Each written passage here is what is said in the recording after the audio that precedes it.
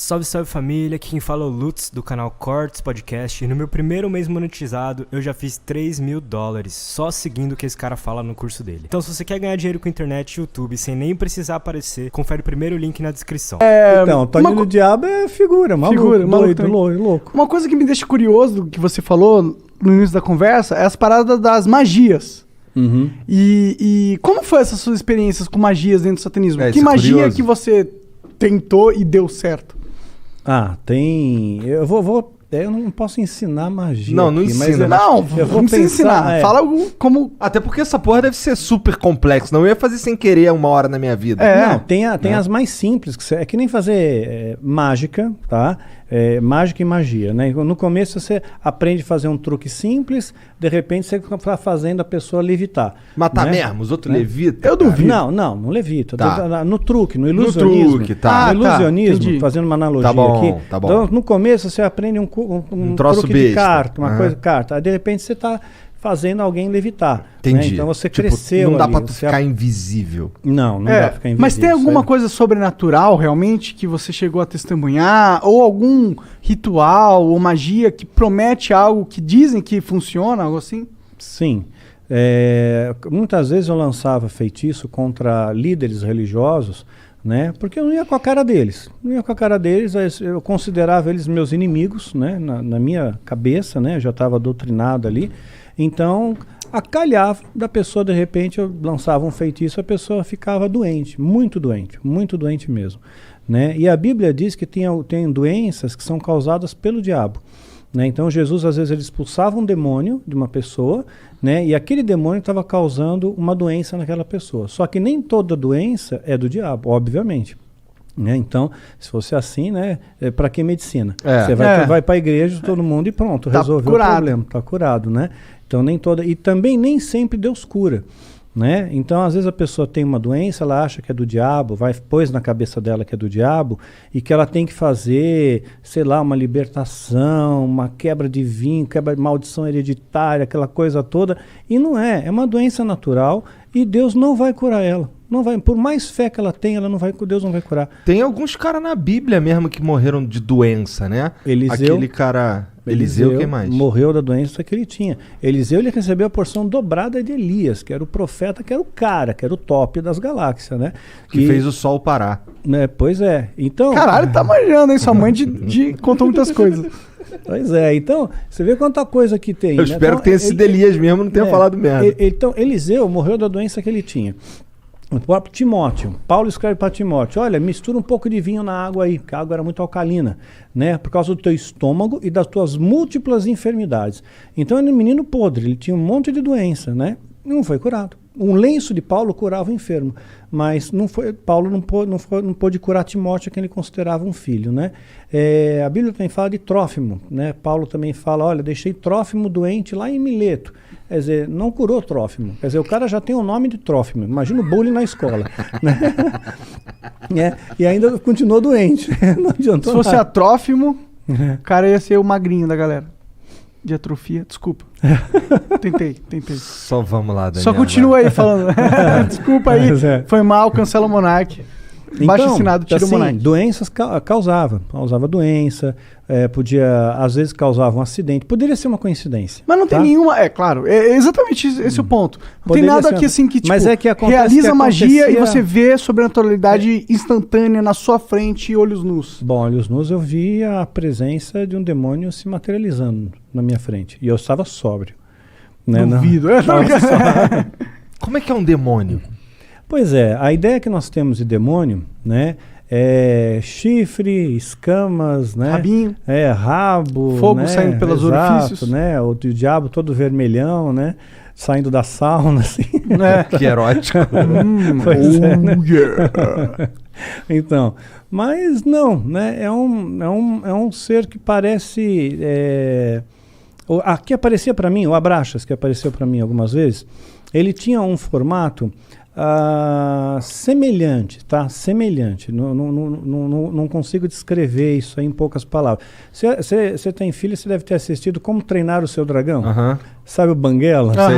Então, mais ou menos parecido com o Banguela. Parecido com o Banguela. Mas tinha um olhar assim, né? O olhar que pegava era um olhar muito profundo, era como se não tivesse olhos, era como se fosse um buraco, né? Fosse um buraco que te hipnotizava aquilo ali, né? Porra, e você tu não sentia ficou com uma... cagaço quando tu viu pela primeira vez, não? Não, eu fiquei orgulhoso, porque ele atendeu meu pedido, né? Porque eu invoquei, eu Cara, fiz a tu invocação... chamou o cara, meu? Eu fiz a invocação, né? E ele veio. Então, quer dizer, eu me senti muito orgulhoso, Dá muito pra tu fazer a prestigiado. invocação e ele não vir? Porque ele não tá afim? Poderia Pelo jeito. acontecer. Poderia Como que é uma acontecer. invocação de um demônio? Não precisa dar detalhe, mas tipo... É complexa. Tem bastante detalhe. Detalhe. E Quer dizer, muitos um ritualzinho materiais, vai? Muitos materiais. Materiais raros? Alguns raros. Entendi. Alguns raros. Não sei. Então é um ritualzinho de pelo menos aí umas 3 horas, 4 horas.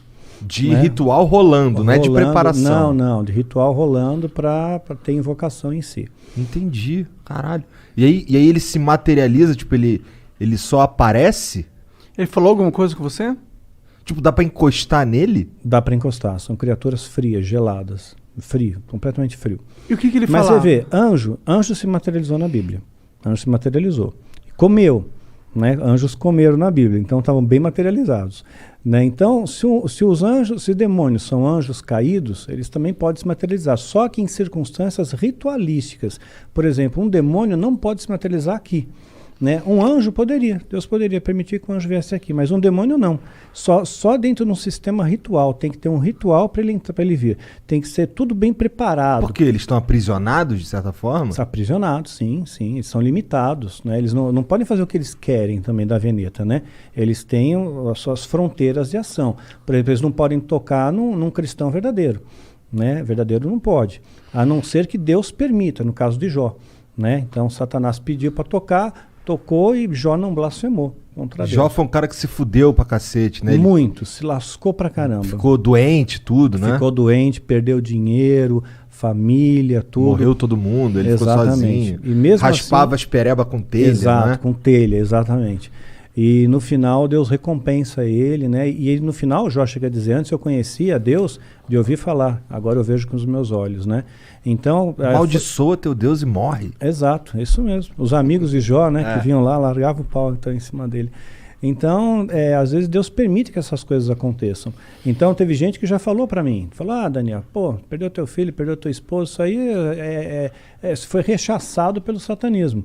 Eu não vejo dessa maneira. Rechaçado em que sentido? O satanismo está me atacando com feitiço, com magia e causou esses efeitos, né? Mas eu não vejo assim. Não? Não, de forma alguma. Eu vejo assim como coisas que Deus permite, que as pessoas morrem no mundo. Né? Isso acontece, né? Então as pessoas têm depressão, né? Então aconteceu, eu vejo como uma fatalidade.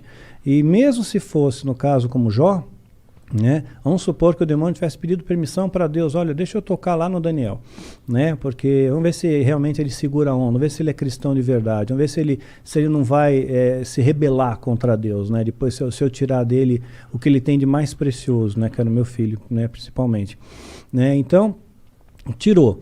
Aí eu nunca me rebelei, nunca questionei a Deus, nunca briguei com Deus, né? Eu sempre costumo fazer a oração que Jesus nos ensinou como modelo do Pai Nosso, né? E dentro dessa oração está escrito, olha, Pai, seja feita a tua vontade, assim na terra como no céu. Né? E essa é a minha oração, seja feita a sua vontade, não é a minha, é a tua. Se a tua vontade é essa, que a minha esposa partisse naquele dia 30 de maio, pronto, foi 30 de maio, é o dia que Deus escolheu. Né? Então eu descanso nele, ok? E tudo tem que ter um propósito, porque eu escapei da morte 2 vezes. Né? Então por 2 vezes escapei da morte. Então, olha, eu diria que 3, se contar da vez que reagiu a arma lá do cara. Se contar nessa 3, porque ali 2 vezes, né? Então, assim que eu vi a morte de perto, né? Você sente o cheiro da morte de perto, né? E então, quer dizer, se eu não fui, é porque tem algum propósito aqui ainda, tem alguma coisa ainda para fazer aqui.